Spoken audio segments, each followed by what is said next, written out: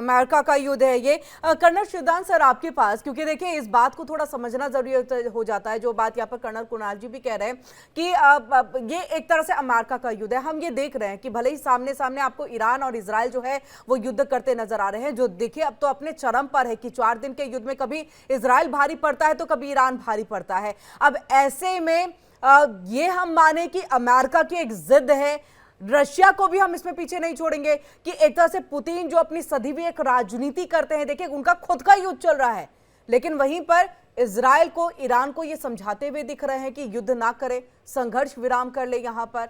तो ये क्या, अगर पर्दे के पीछे देखें तो बहुत और भी देशों के सैनिक जो हैं वो एक दूसरे के साथ लड़ रहे हैं, सिर्फ सामने में चेहरा इजराइल और ईरान का। देखिए, जैसा कि सर्वविदित है, 3 साल से रूस जो है यूक्रेन के साथ इंगेज है युद्ध में, और ये युद्ध अभी तक किसी नतीजे पर नहीं पहुंचा है। तो इसलिए पुतिन जो है वो डायरेक्टली ईरान को सपोर्ट नहीं करने की पोजीशन में है, मगर मॉरली वो ईरान को इनडायरेक्टली कह रहे हैं कि, और इनडायरेक्टली वो कन्वे कर रहे हैं इजराइल को कि इसको युद्ध को कंट्रोल करें, युद्ध को बंद करें। तो और इस तरह से वो दिखा रहे हैं कि वो ईरान की समर्थन में है, क्योंकि ईरान के समर्थन में इस वक्त केवल चाइना नजर आता है और रूस नजर आता है। बाकी कुछ छोटे छोटे देश जो अरब देश हैं उन्होंने कुछ समर्थन दिया है। बाकी मेजर समर्थन विश्व का इजराइल को मिल रहा है।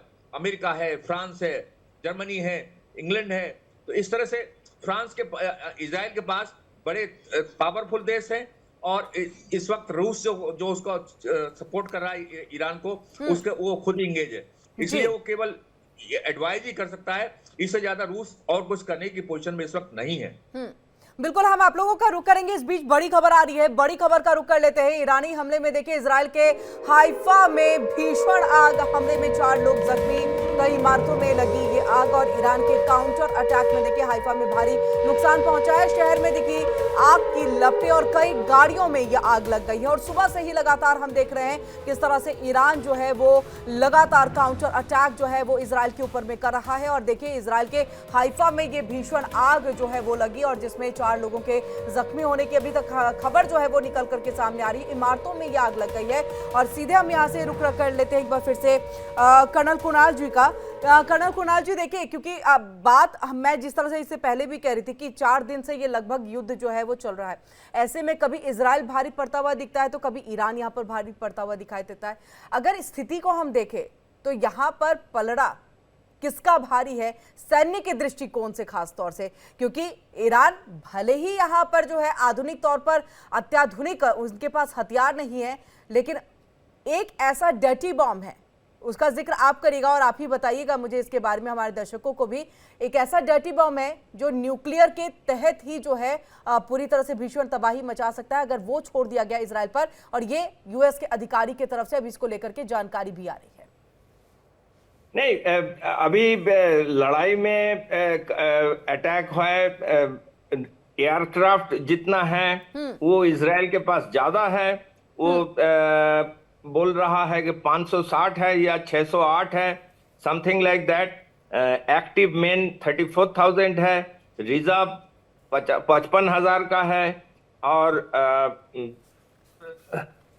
ये क्योंकि आर्मी का कोई इसमें ज्यादा फर्क नहीं पड़ता है, क्योंकि हमने डिस्कस किया हुआ है कि इजराइल और ईरान के कोई जमीनी कनेक्शन नहीं है। सो ये विमान का ही होगा। ईरान के पास उसका तकरीबन आधा से थोड़ा ज्यादा 60% है। 340 एयरक्राफ्ट जो अवेलेबल, मेरा पास जो इंफॉर्मेशन है वो 340 है, जबकि तकरीबन 600 के पास इजराइल के पास है। सो इसीलिए ईरान तो थोड़ा वीक है। और ईरान का aircraft mostly Su-35, F-4, F-5 और टैंक है, कुछ रशियन टैंक है, T-72, T-54, T-55। सो इसीलिए ईरान मिलिटरीली थोड़ा वीक लग रहा है। लेकिन उसका मिसाइल है, मिसाइल बोला था 1000 मिसाइल है, डेली 50 करके भी मिसाइल मारे तो तकरीबन 20 दिन और चलेगा ये लड़ाई। So that is the worry of Israel. ये युद्ध को खींचा जा सकता है बिल्कुल। ईरान के पक्ष से। एक और वर्ड के बारे में यहाँ पर मैं बात करना चाहूंगी, जो मैंने डर्टी बम का जिक्र किया कुणाल सर, कि ये एक रेडियोलॉजिकल ये एक बम है जिसको खास तौर से देखें तो पारंपरिक विस्फोटकों के साथ जो मिक्स करके है और रेडियोधर्मी पदार्थों के साथ मिलकर के बनाया जाता है, और ये बहुत खतरनाक होता है, और ये ईरान के पास में है। ये आपने जो बताया है इसके सही है, लेकिन ये लिमिटेड रेडियो एक्टिव है, ये फुल न्यूक्लियर बॉम्ब नहीं है। इसका भी रेडियो एक्टिव जो फॉल आउट है वो हो सकता है, और वो बहुत ही खतरनाक है। बट मैं नहीं सोचता हूं जो ईरान वो बॉम्ब अटैक करेगा, क्योंकि उसके रिटेलिएशन में Israel, in fact America will use the nuclear bomb.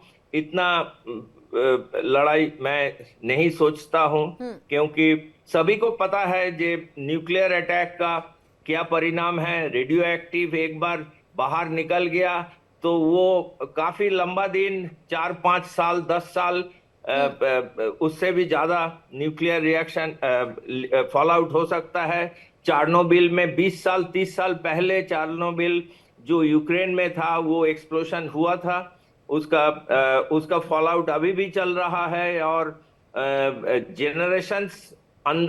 Generation के बाद भी वो चालू रहता है। सो आई डोंट थिंक ये न्यूक्लियर जो यूरेनियम लिमिटेड एक्सप्लोशन होगा।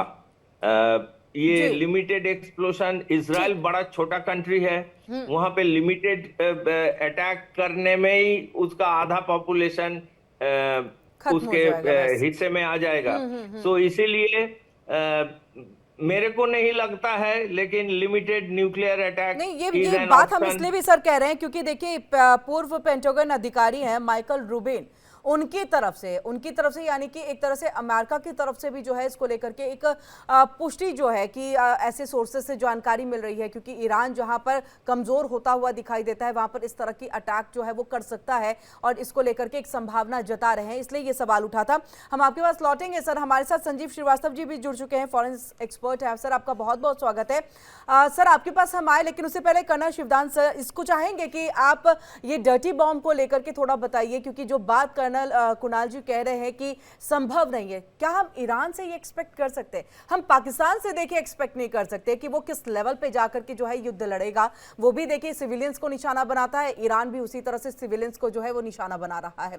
तो ऐसे में क्या ये नहीं करेगा इस बॉम्ब का, ये रेडियोलॉजिकल बॉम्ब का इस्तेमाल, मतलब ये हम मान करके चल लें?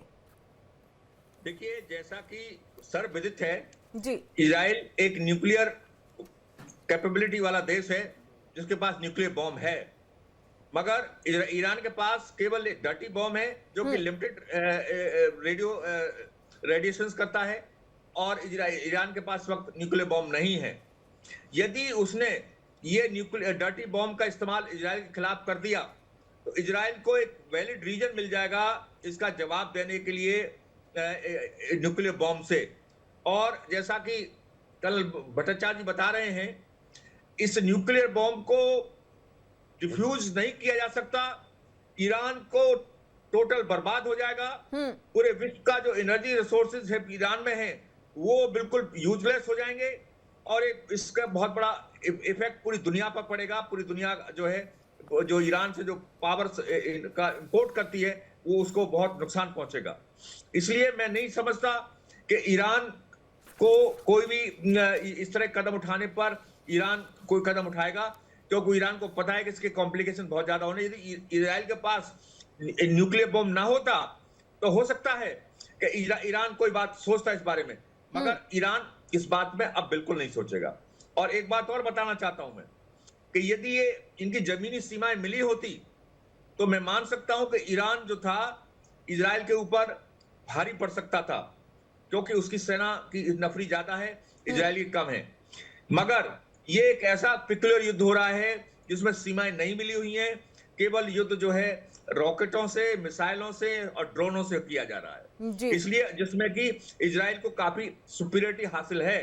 इसके साथ साथ इजराइल के पास बेस्ट विश्व का सबसे अच्छा एयर डिफेंस सिस्टम है, जिसके द्वारा वो आधी जो उसका जो ईरान के जो अटैक्स हैं उनको 90% तक न्यूट्रलाइज कर रहा है। जी। जबकि इजराइल के जितने भी अटैक हैं वो ईरान में पूरी की पूरी तरह जाकर अपने निशानों पर गिर रहे हैं, क्योंकि ईरान का जो एयर डिफेंस सिस्टम है वो इतना अच्छा नहीं जितना इजराइल का है। इसलिए इस युद्ध में इजराइल ही भारी पड़ रहा है, और इसलिए ईरान को जो है अब इस न्यूक्लियर बॉम्ब की कैपेबिलिटी देखते हुए इजराइल की, ईरान इस कदम को कभी नहीं उठाएगा।